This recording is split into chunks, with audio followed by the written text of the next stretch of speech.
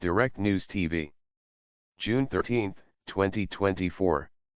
Russia-Ukraine War, List of Key Events, Day 840. Here is the situation on Friday, June 14, 2024. Fighting.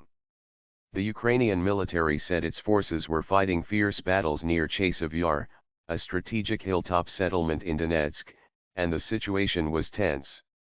A civilian was killed further south on the front line near Pokrovsk, while another man was killed by Russian fire in the southern Kherson region. Russian journalist Valery Kozhin, who worked for Russia's state-run NTV television channel, was killed in Ukrainian shelling of a Russian-occupied village in eastern Ukraine's Donetsk region, Russian news agencies reported, quoting the mayor of the town of Horlivka near where the incident took place. NTV reported earlier that 3 of its staff, including Kozhin, had been injured and taken to hospital. U.S. Defense Secretary Lloyd Austin said Russia's advance in Ukraine's northeastern Kharkiv region was slowing and the front line was stabilizing after some allies lifted restrictions on Kiev's use of donated weapons inside Russian territory. Politics and diplomacy. Group of 7, G7, nations meeting in Italy agreed to provide financial support of $50 billion to Ukraine by the end of the year, Italian Prime Minister Giorgia Meloni said. The deal will be funded from profits on frozen Russian assets.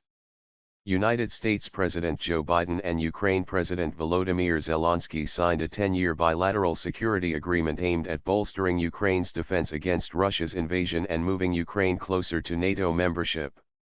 Ukraine also signed a 10-year security agreement with Japan.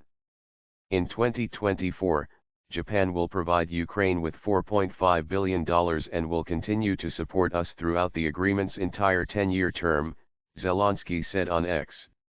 The deal, he added, envisages security and defense assistance, humanitarian aid, technical and financial cooperation.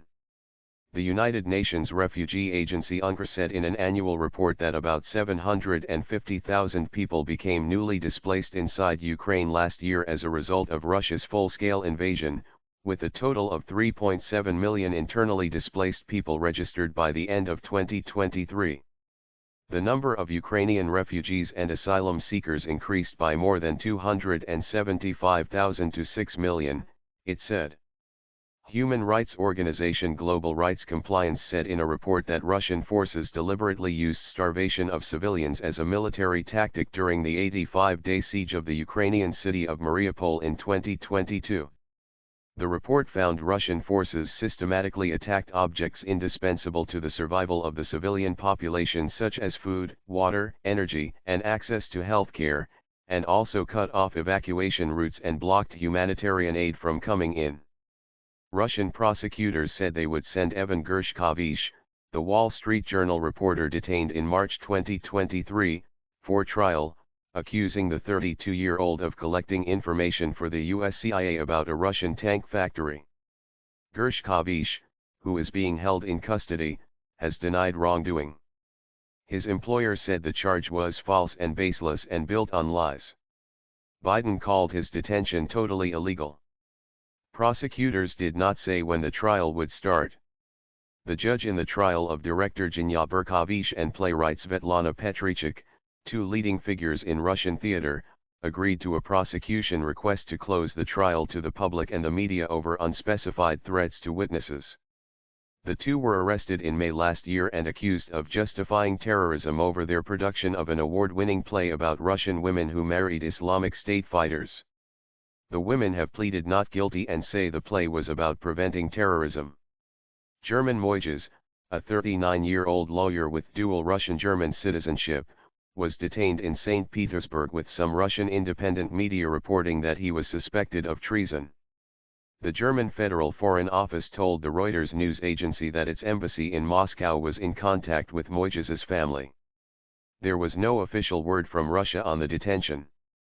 Russia's Admiral Gorshkov frigate and the nuclear-powered submarine Kazan, accompanied by a tugboat and a fuel ship, arrived in Cuba for a 5-day visit seen as a show of force by Moscow amid rising tension over its invasion of Ukraine. Weaponry. Zelensky told a news conference in Italy that Chinese President Xi Jinping had given him his assurance in a phone call that China would not sell weapons to Russia. Speaking in English, Zelensky said Xi had told him that he will not sell any weapon to Russia. Zelensky did not say when the conversation took place. The last publicly known phone call between Zelensky and Xi was in April 2023. The Dutch Ministry of Defense said Kiev's allies will send Ukraine about €350 million, $376.74 million, worth of 152mm shells. Canadian Defense Minister Bill Blair said the country would start sending a total of about 2,000 surplus unarmed rockets to Ukraine as well as a selection of other weapons. My name is Kingsley.